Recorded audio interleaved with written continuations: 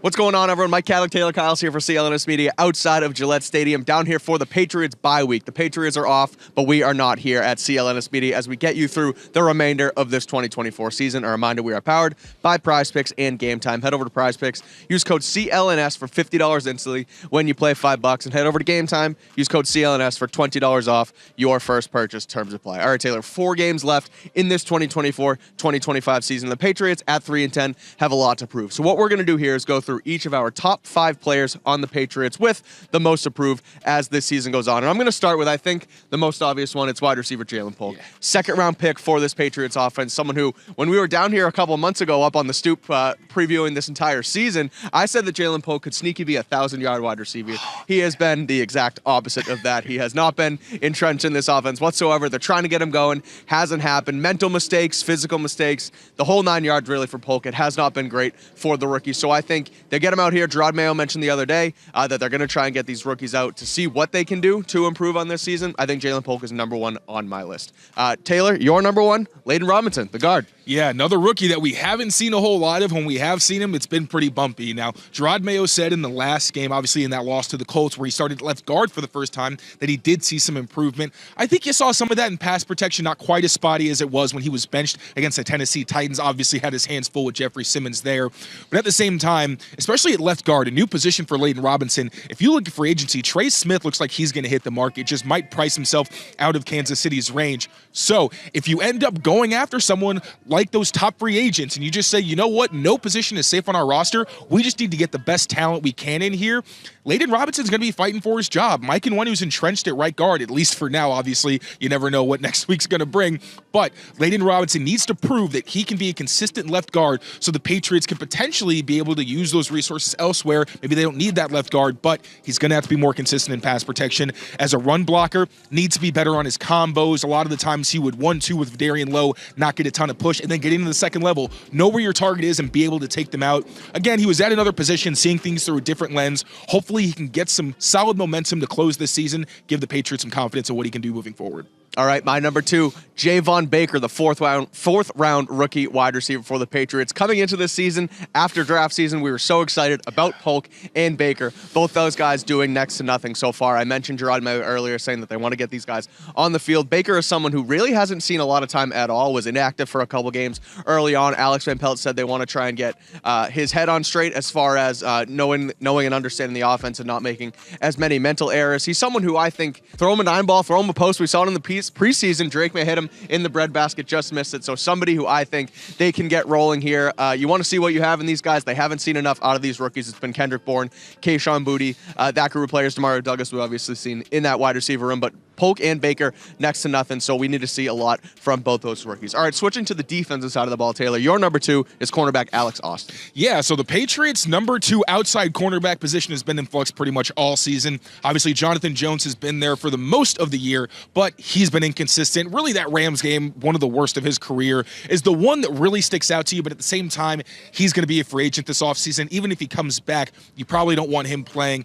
a ton of the snaps. And then Marcus Jones, he's been solid overall, very competitive. He's given up some big plays, but he's also made some big plays, especially late in games. He seems like the future in the slot. But then who's going to play opposite Christian Gonzalez? That is going to be the question. Now, Alex Austin looked really good at moments last week. Obviously had the penalty. I think that was a bit ticky-tack. I think that Michael Pittman Jr. pushed off, which made the pull from Alex Austin a little more understandable. But then he broke up some passes. He did have some lapses, ran into guys at times. Sometimes didn't seem like he was in the right place, but hadn't played since really week 4, so still getting his legs under him. And he said, I can play in this league. We've seen the competitiveness, but also some inconsistency. So if he can show something towards the end of the season, be more reliable for them, then that makes the need for outside corner a little less, because although it's not one of the top needs, you're thinking wide receiver, left tackle, most likely pass rusher, cornerback is still on that list. So if Alex Austin can play well, maybe they can go somewhere else with, whether it's free agency or in the draft. I'm going to keep it in the secondary with my number 3. I'm going with safety Kyle Duggar, who earned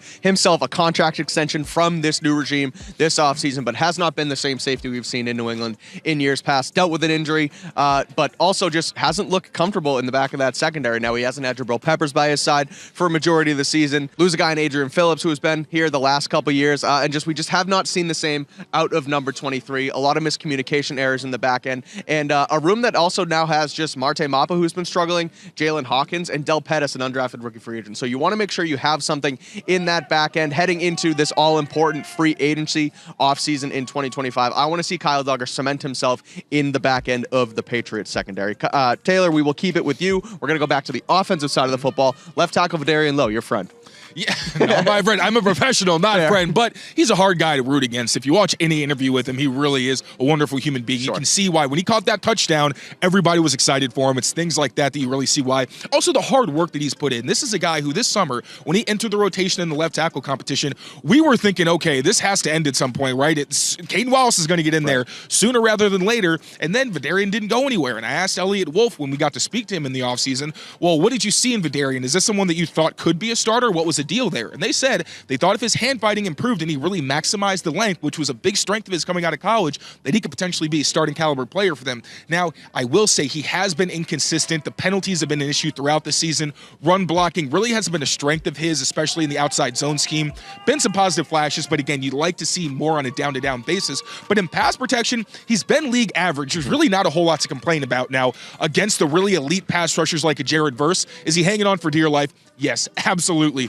But I think the Patriots understand at some point you got to get a left tackle in here who could potentially be your franchise guy. But this offseason, if Vidarian Lowe cuts down on the penalty problems, gets some chemistry with Layden Robinson, and improves as a run blocker to where he's just solid, then I think he can be good enough where in the offseason, maybe you don't have to pay a Ronnie Stanley or a Garrett Bowles. First of all, I don't know if those guys are going to be available. But outside of Cam Robinson, who it seems like he's guaranteed to hit the market, there's really no one else that you really look at and say, oh, they're definitely an upgrade over Vidarian Lowe. So if he can finish strong, maybe he ends up being the bridge to whether they choose a left tackle in the first round, second round, what have you. But I do think that he's really fighting for a spot on the roster and really to be able to compete next year in camp. But he's going to be on the roster either way. Just leave the coaching staff with a good taste in their mouth. Yeah, for sure. Both left tackle and right tackle, a topic of discussion this offseason. That's why I'm going with rookie Caden Wallace as my fourth guy who has a lot to prove. Been out with an ankle injury the last couple weeks, was on injured reserve, is still on injured reserve right now. But Gerard Mayo alluded to the fact that he will be back, and they're going to want to see what they have in him down the stretch. A third-round pick out of Penn State this past offseason, was in at left tackle at some points over the preseason, was in at right tackle as well, then gets hurt, was sort of their muscle tight end rotation guy amid all their injuries they've had as well. You got to see what you have in that guy, see if you need to upgrade at the right tackle position in the offseason, whether that is through the draft once again or in free agency. So we'll see what happens with the rookie there. Your number 4, Tayler, is another safety. It's Marte Mapu. Yeah, Marte Mapu was a healthy scratch last week. Been dealing with a neck injury, so him not being used a ton in the defense seemed like it was health related. But when he's been on the field, especially as a run defender, really been spotty. He's made more plays than he did last year, where I thought he was complete liability, but still, you see him getting pancaked. He's not really competitive when he engages in blocks on a consistent basis. That's, I think, one reason that he was benched when Jabril Peppers entered the lineup, whereas everybody else has shown something in terms of coverage and run defense. But Mapu, he's shown the flashes in coverage where I got excited about him, thinking, okay, maybe he breaks out this year and becomes a playmaker because he's gotten his hands on some passes. You've seen the range and the coverage ability. That's all been there.